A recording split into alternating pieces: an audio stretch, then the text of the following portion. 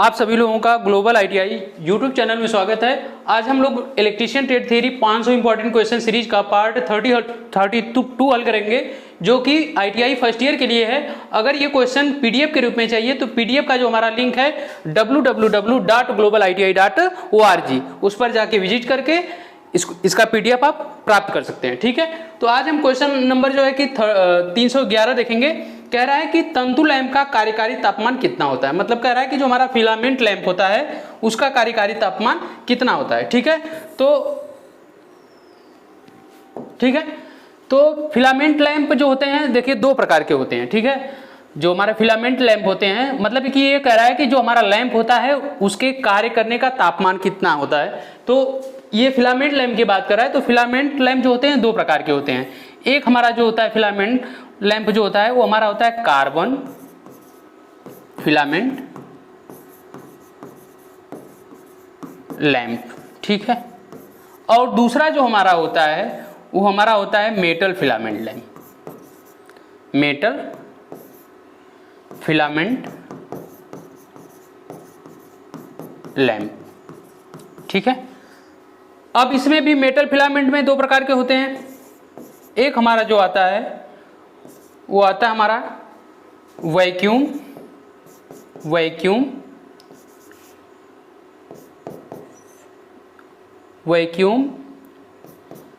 Metal filament lamp. ठीक, और दूसरा जो हमारा आता है गैस मेटल फिलामेंट लैंप। ठीक है, देखिए जो कार्बन फिलामेंट लैंप होता है उसका जो कार्यकारी तापमान होता है, कार्य करने का जो तापमान होता है, ठीक है, वो जो होता है 2000 डिग्री सेल्सियस। इतने तापमान पर ये क्या करता है, काम करता है। लेकिन जो हमारे मेटल फिलामेंट लैंप होते हैं इनका कार्यकारी जो तापमान होता है वो होता है 2500 से, कितना होता है 2500 से 2700। ठीक है, 2500 से 2700 है। लेकिन ऑप्शन में हम लोग देख रहे हैं क्या कि ए दिया है 1500 डिग्री सेल्सियस और बी दिया है कितना 1800 और सी दिया कितना 2000 और डी दिया है कितना 2300।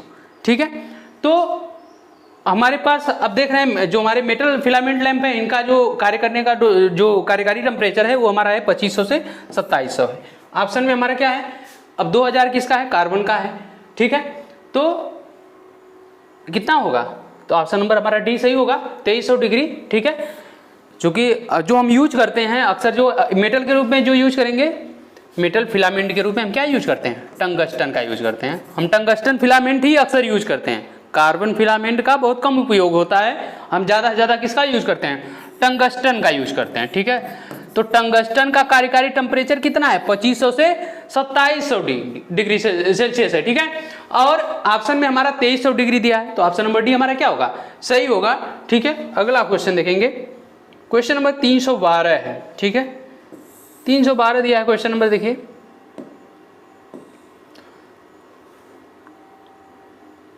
कह रहा है कि फ्लोरोसेंट ट्यूब लैंप में टंगस्टन इलेक्ट्रोड को किस पदार्थ से लेपित किया जाता है। ठीक है, देखिए हमारा फ्लोरोसेंट ट्यूब जो होता है कुछ इस प्रकार का होता है, देखे भी होंगे आप लोग। ठीक है, दोनों साइड जो होते हैं हमारे फिलामेंट लगे होते हैं और इसमें गैसें डालते हैं। ठीक है, और इसके अंदर जो ट्यूब होती है, ये ट्यूब कितने होती है, 1 से 5 फीट की होती है। कितने की होती है, 1 से 5 फीट की होती है। ठीक है, और इस ट्यूब का जो व्यास होता है कितना होता है 2 से 4 सेंटीमीटर। ठीक है, इतने के आसपास होता है। ठीक है, और इस ट्यूब के अंदर, मतलब फ्लोरोसेंट ट्यूब के अंदर जो होती है, हम मैग्नीशियम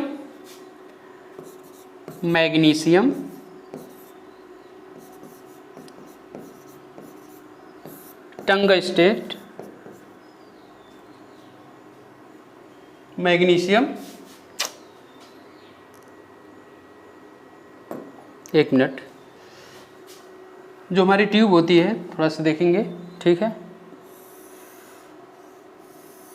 मैंने बताया अभी कि इसकी जो लंबाई होती है, लेंथ होती है 1 से 5 फीट के आसपास होती है। व्यास जो रखा जाता है 2 से 1 से 5 फीट होता है इसकी लंबाई, ठीक है। और व्यास जो होगा 2 से 4 होगा, ठीक है। और इसके अंदर जो हम कोटिंग करते हैं, कह सकते हैं कि इसके अंदर जो पदार्थ लेपित किया जाता है, ठीक है, वो हमारा जो होता है मैग्नीशियम, ठीक है, मैग्नीशियम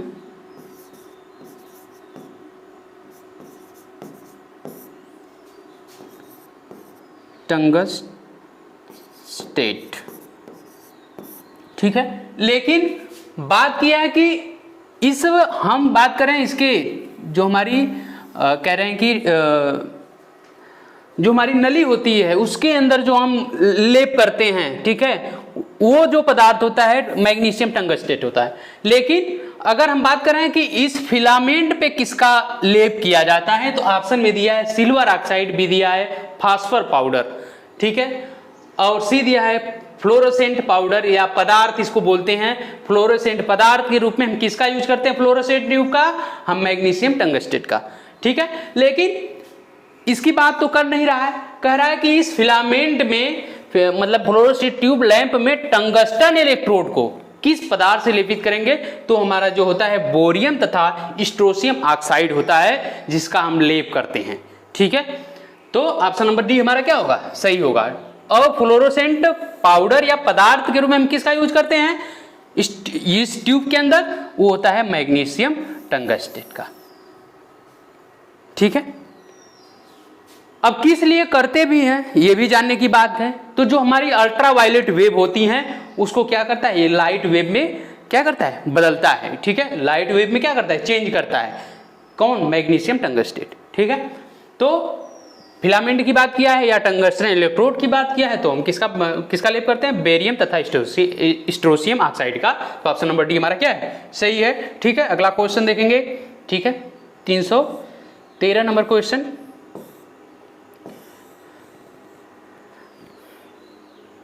कह रहा है कि यम्बी प्रकार के, ठीक है, उच्च दाब पारावास्प लैंप किस स्थिति में संचालित किए जाते हैं, ठीक है। High pressure mercury vapour lamp की बात किया है, ठीक है, मतलब high pressure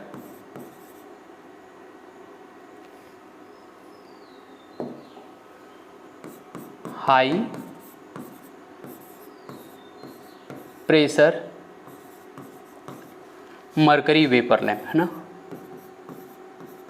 mercury vapour lamp. कह रहा है यम्बी प्रकार के उच्च दाब पारावास्प लैंप किस स्थिति में संचालित किए जाते हैं।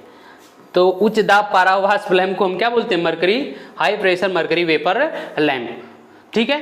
कह रहा है ऊर्ध्वाधर, ए दिया है ऊर्ध्वाधर स्थिति में, बी दिया है झुका हुआ, सी दिया है क्षैतिज स्थिति और डी दिया है कोई भी स्थिति। देखिए जो high pressure mercury vapour lamp होते हैं कुछ इस प्रकार होते हैं, फिगर है नहीं, ठीक है, और आगे से आपको फिगर भी मिलेगा, ठीक है, आगे से जो भी क्वेश्चन हम सॉल्व कराएंगे उसमें फिगर भी रहेगा, ठीक है। तो कुछ इस प्रकार का होता है, ठीक है। और इसमें हम क्या करते हैं, इस लैंप को किसी भी स्थिति में, ठीक है, चाहे ऊर्ध्वाधर रखें, चाहे क्षैतिज रखें, चाहे झुका हुआ रखें, किसी भी स्थिति में हम इस लैंप को क्या कर सकते हैं, प्रचालित कर सकते हैं, ठीक है। अब इसमें फिलामेंट वगैरह लगे होते हैं, ठीक है। अब वो डिपेंड करता है कि हाई प्रेशर में अब कौन सा मरकरी वेपर लैंप है, ठीक है, उस पर डिपेंड करता है, ठीक है। तो इस प्रकार के जो भी लैंप होते हैं उन्हें हम किसी भी स्थिति में क्या कर सकते हैं, मतलब रख सकते हैं, ठीक है। ऑप्शन नंबर डी क्या होगा हमारा, सही होगा, ठीक है। अगला क्वेश्चन देखेंगे,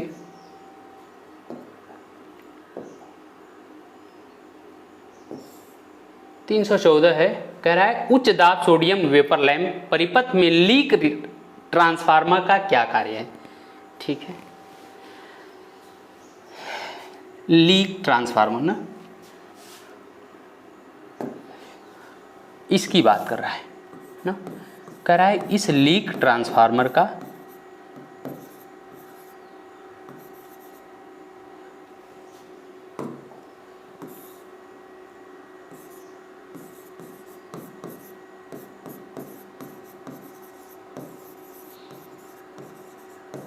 करा है इस लीक ट्रांसफार्मर का क्या कार्य है, ठीक है। अब देखिए जो हाई दाब सोडियम वेपर लैंप मतलब high pressure sodium vapour lamp होते हैं, उनको हम क्या करते हैं, उस लैंप को लगाने से पहले हम क्या करते हैं, हाई रिएक्टिव का क्या करते हैं, एक ट्रांसफार्मर यूज किया जाता है, ठीक है। या तो इसको ऐसे कर दीजिए, ठीक है, ठीक है। इसको क्या करते हैं, मतलब इस लैंप से हम क्या करते हैं, पहले हम क्या करते हैं, लीक ट्रांसफार्मर का उपयोग करते हैं। अब ये किस लिए किया जाता है, तो बात समझिए। ए दिया है स्टार्टिंग धारा को घटाना, बी दिया है कार्यकारी वोल्टेज को घटाना, सी दिया है कार्यकारी वोल्टेज को बढ़ाना, और डी दिया है प्रारंभ में उच्च वोल्टेज देना। देखिए जो हाई दाब सोडियम वेपर लैंप होते हैं, स्टार्टिंग में क्या होता है, इनको प्रकाशित होने के लिए हमें उच्च वोल्टेज की जरूरत होती है। इसलिए क्या करते हैं, लीक ट्रांसफार्मर एक उच्च रिएक्टिव, वो कह सकते हैं कि उच्च रिएक्टेंस वाला ट्रांसफार्मर होता है, ठीक है, हाई रिएक्टेंस वाला ट्रांसफार्मर होता है।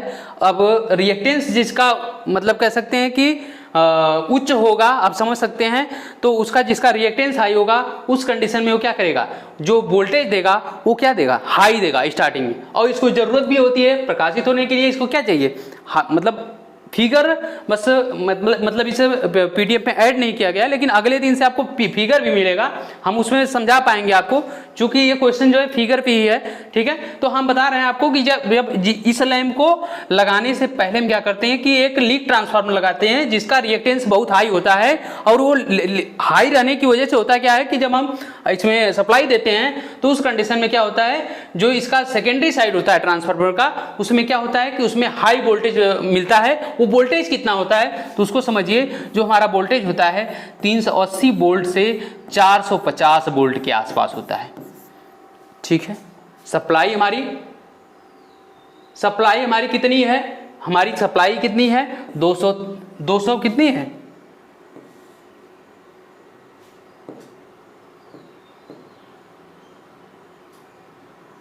हमारी सप्लाई कितनी है, 230 वोल्ट की है sir.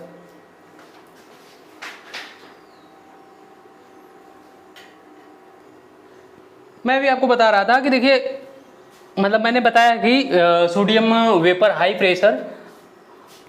Pressure sodium vapour lamp को लगाने से पहले हम क्या करते हैं, लीक ट्रांसफार्मर का यूज करते हैं। ये लीक ट्रांसफार्मर क्या होता है, हाई रिएक्टिव ट्रांसफार्मर होता है, जो क्या करता है, अपनी सेकेंडरी में उच्च वोल्टेज देता है, जिससे क्या हो कि इसको चाहिए भी, हमें हाई वोल्टेज की जरूरत होती है। सोडियम वेपर लैंप को शुरू में क्या होती है, उच्च वोल्टेज की जरूरत होती है इसको प्रकाशित होने के लिए।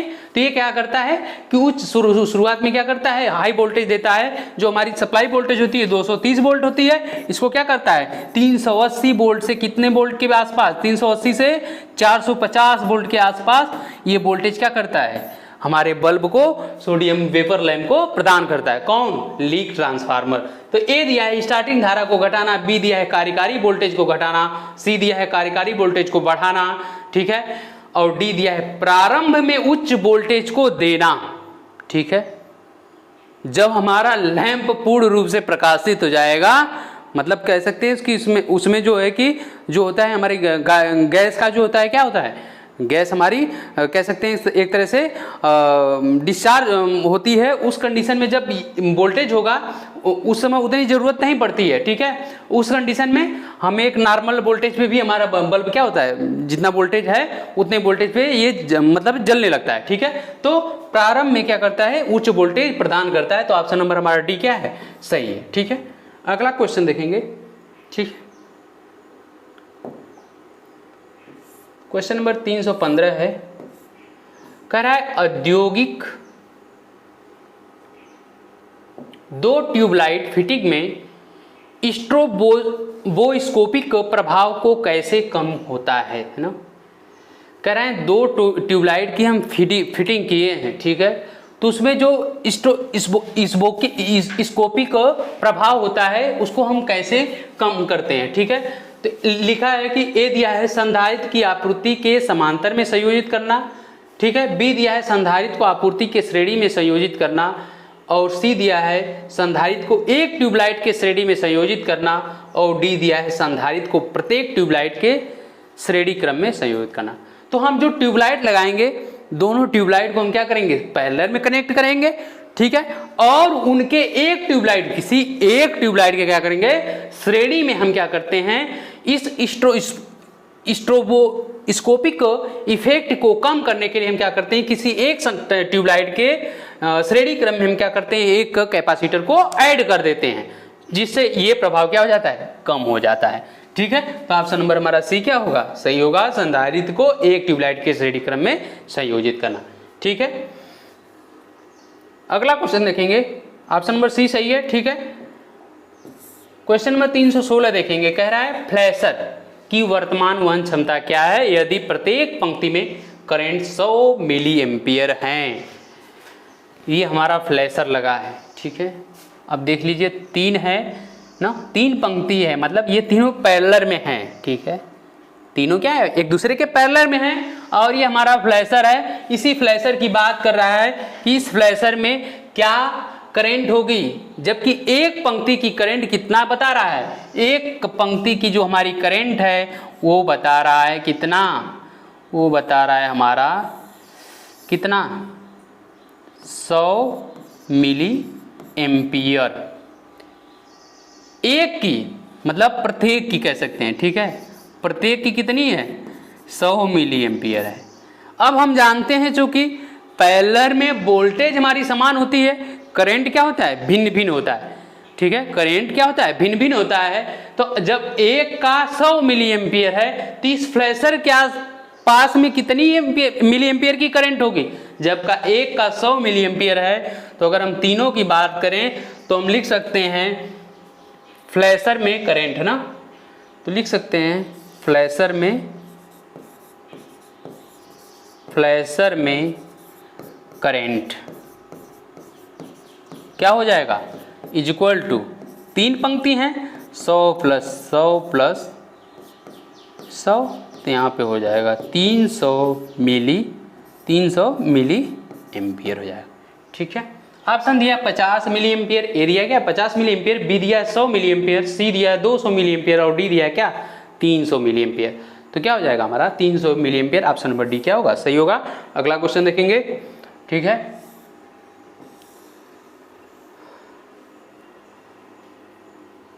कह रहा है समतल सतह में प्रकाश के प्रवाह को कौन सा शब्द संदर्भित करता है। अब देखिए कह रहा है कि समतल सतह में प्रकाश के प्रवाह को कौन सा शब्द संदर्भित करता है। ए दिया है ल्यूमेन नहीं होता है, ल्यूमेन होता है, ठीक है। ये क्या होता है, ल्यूमेन, ठीक है। एक मिनट, ये हमारा होता है ल्यूमेन, ठीक है। ये मात्रक है, ल्यूमेन क्या है, हमारा मात्रक है। किसका मात्रक है, इल्यूमिनेशन फ्लक्स का जो हमारा मात्रक होता है वो क्या होता है, ल्यूमेन होता है, ठीक है। और अब दिया है ऑप्शन में दिया है समतल सतह में प्रकाश के प्रवाह को कौन सा शब्द संदर्भित करता है।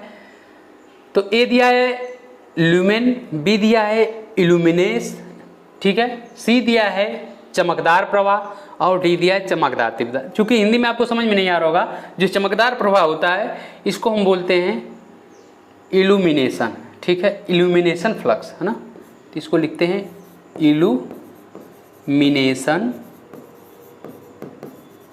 फ्लक्स, ठीक है। और ये जो होता है इल्यूमिनेशन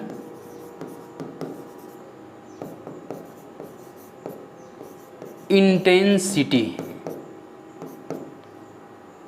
ठीक है। और इसी का मात्रक ल्यूमेन होता है, इसी का मात्रक क्या है, ल्यूमेन है ना।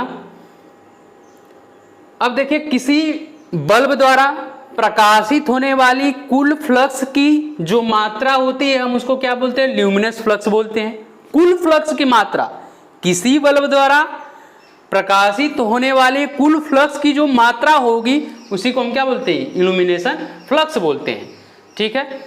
और किसी विशेष दिशा में किसी कोण पर निकलने वाले जो फ्लक्स की मात्रा होगी उसको क्या बोलते हैं, किसी विशेष दिशा में किसी कोण से निकलने वाले क्या होंगे, फ्लक्स की जो मात्रा होगी उसको हम क्या बोलते हैं, इल्यूमिनेशन फ्लक्स होंगे। जो किसी विशेष दिशा में किसी एंगल से निकलने वाले जो फ्लक्स होंगे उनको बोलते हैं इल्यूमिनेशन इंटेंसिटी बोलते हैं। ठीक है। तो लेकिन कह रहा है कि समतल सतह में प्रकाश के प्रवाह को कौन सा शब्द संदर्भित करता है, तो जो हमारा होता है उसको हम क्या बोलते हैं, इल्यूमिनेस। ठीक है। ठीक है। तो ऑप्शन नंबर हमारा बी क्या है, सही है। ठीक है। बता ही दिया मैंने कि चमकदार प्रवाह किसे कहते हैं, चमकदार तीव्रता किसे कहते हैं, ल्यूमेन क्या है। ठीक है। तो जो समतल प्रकाश सतह में जो प्रकाश होगा उसको कौन बताएगा, इल्यूमिनेस। ठीक है। तो ऑप्शन नंबर बी हमारा क्या है, सही है। अगला क्वेश्चन देखेंगे 318।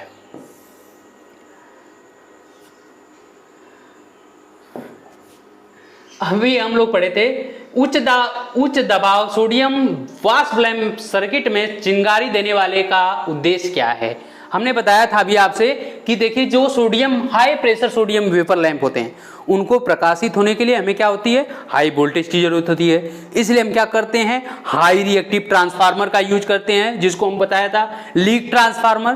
तो उसके पहले हम क्या करते हैं, लीक ट्रांसफार्मर को यूज करेंगे जो हाई रिएक्टिव होता है, और उसके हाई रिएक्टिव होने से उसकी जो सेकेंडरी में होगा वो हाई वोल्टेज होता है, जो कि मैंने वोल्टेज भी बताया था। कितना बताया था, 380 वोल्ट से कितना बताया था, 450 वोल्ट होता है। तो जब हम इतना वोल्टेज देंगे तो चिंगारी तो देगा ही, है ना। तो लिखा है, ए दिया है आरंभिक धारा को घटाता है ना, बी दिया है चल रहे वोल्टेज को बढ़ाता है, सी दिया है चल रहे करंट को घटाता है, डी दिया है शुरू करने पर उच्च वोल्टेज पल्स उत्पन्न करता है।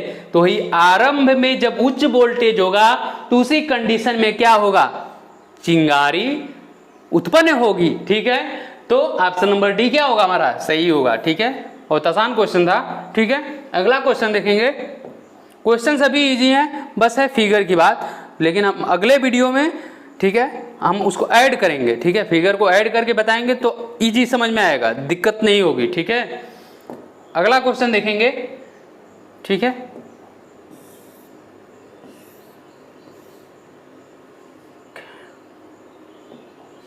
अब कह रहा है किस प्रकार का प्रकाश फिटिंग डिजाइन चकाचौंध से मुक्त है।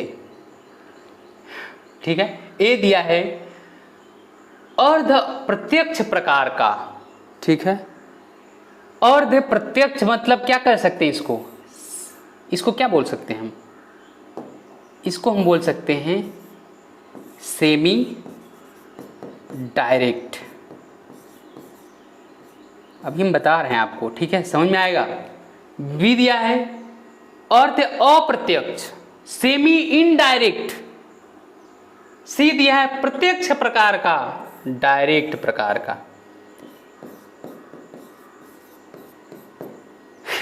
और डी दिया है अप्रत्यक्ष प्रकार का, तो मतलब इनडायरेक्ट प्रकाश, मतलब इनडायरेक्ट लाइट प्रकार का। ठीक है। और ये क्या है, ये हमारा है, इसको लिख ही लें। ठीक है। इनडायरेक्ट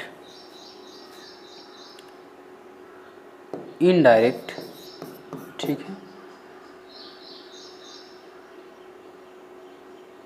और इसको हम क्या कर सकते हैं, सेमी इनडायरेक्ट, इसको हम बोल सकते हैं सेमी इनडायरेक्ट।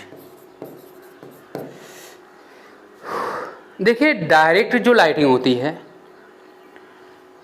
डायरेक्ट लाइटिंग कुछ इस प्रकार से होती है।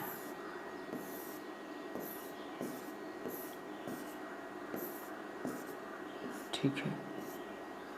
सेमी डायरेक्ट लाइटिंग होती है जो, वो किस प्रकार से होती है उसको भी देख लीजिए।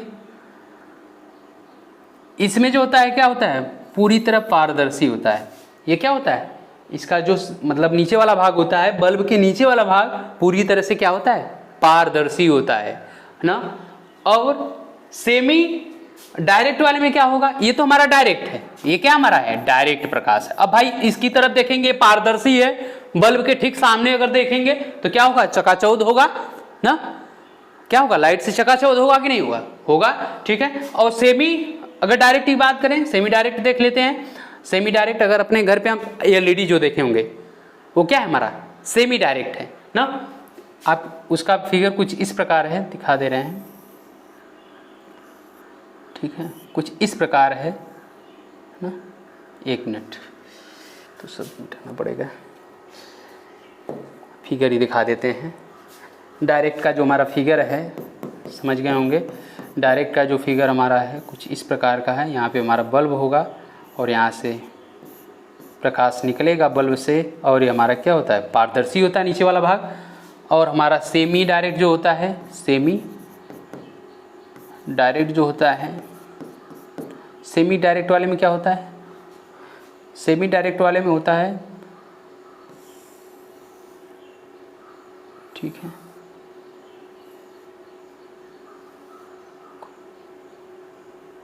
कुछ इसी प्रकार का होता है, ठीक है, ठीक है। ये क्या होता है, इसका नीचे वाला भाग क्या होता है, क्या कह सकते हैं, अल्प पारदर्शी होता है, वाइट कलर का होता है। मतलब अल्प पारदर्शी का मतलब कह सकते हैं वाइट कलर का, प्लास्टिक का हो सकता है ना, या कह सकते हैं कि मतलब ग्लास का भी हो सकता है ना। तो अल्प पारदर्शी होता है, ठीक है, ये पूरा तरीके पारदर्शी होता है, ठीक है। अगर हम बात करें किसका, प्रत्यक्ष प्रकाश का, तो प्रत्यक्ष प्रकाश का देखिए इसका जो फिगर होता है कुछ इस प्रकार का होता है।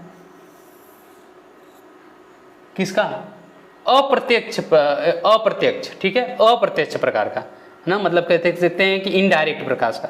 तो इसका होता है जो इसके ऊपर प्रकाश ऐसे निकलता है, ठीक है, ठीक है।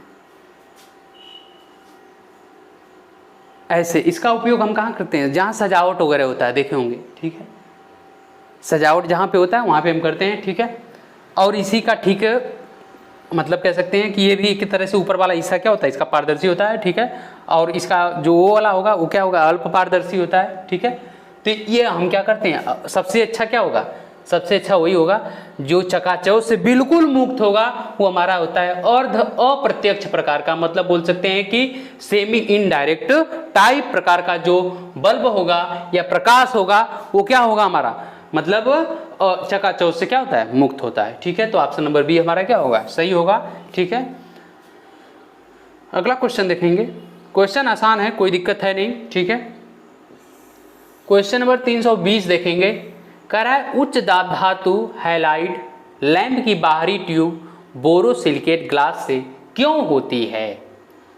मतलब कह रहा है उच्च दाब धातु हैलाइड लैंप ना, वही high pressure metal halide lamp की बात कर रहा है कि उसकी बाहरी जो परत होगी, जो सरफेस होती है ना,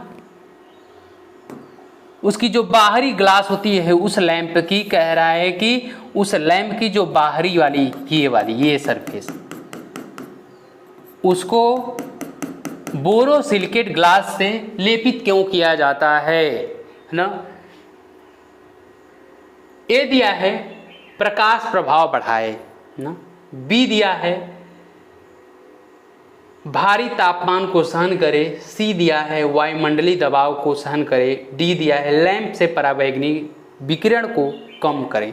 देखिए जो हमारा अल्ट्रावायलेट वेव होती हैं, जो कि ट्यूबलाइट हो या हम कह सकते हैं उच्च दाब धातु हाइलाइट लैंप हो जिसमें अल्ट्रावायलेट वेव निकलती हैं, उनको हम क्या करते हैं कि उनको प्रकाश में चेंज करने के लिए कोटिंग इसीलिए किया जाता है कि ताकि ज़्यादा से ज़्यादा जो अल्ट्रावायलेट वेव निकल रही हैं वो क्या हो, प्रकाश के रूप में परिवर्तित हो। उनको कम करके हम प्रकाश को हम क्या करना चाहते हैं, बढ़ाना चाहते हैं। इसलिए हम क्या करते हैं, उस पर कोटिंग करते हैं, चाहे अंदर की बात हो चाहे बाहर की बात हो, ठीक है। तो इसलिए हम क्या करते हैं, हैलाइड लैंप में हम क्या करते हैं, बाहरी ट्यूब पर बोरोसिलिकेट की हम क्या करते हैं, बोरोसिलिकेट की कोटिंग करते हैं, ताकि जो उनकी पराबैंगनी किरणें जो आ रही हैं, निकल रही हैं, वो ज़्यादा से ज़्यादा लाइट फॉर्म में चेंज हो और क्या हो, हमें अच्छा प्रकाश मिले, ठीक है। इसीलिए हम अंदर और बाहर दोनों साइड, चाहे फ्लोरोसेंट ट्यूब की बात हो तो उसमें क्या भी करते हैं, मतलब कि कोटिंग करते हैं, ताकि ज़्यादा से ज़्यादा हमें प्रकाश मिले, ठीक है। तो ऑप्शन नंबर हमारा डी क्या हो जाएगा, सही हो जाएगा, ठीक है। लैंप से पराबैंगनी किरणों को कम करने के लिए, ठीक है। तो आज के लिए बस इतना ही।